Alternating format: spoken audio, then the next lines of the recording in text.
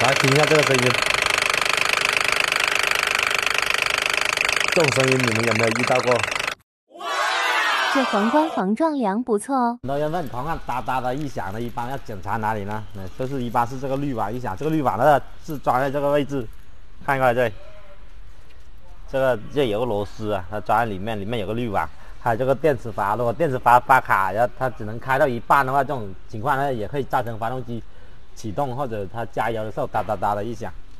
如果出现异响，我们不维修的话，可能会导致发动机跳齿。这个异响我们拆下来发现发动机里面已经生锈了，这个车主到底是加了什么机油导致发动机能生锈了呢？你们看发动机内部已经生锈成这样子了，发动机能不异响吗？所以发动机保养的时候我们要选择好的机油。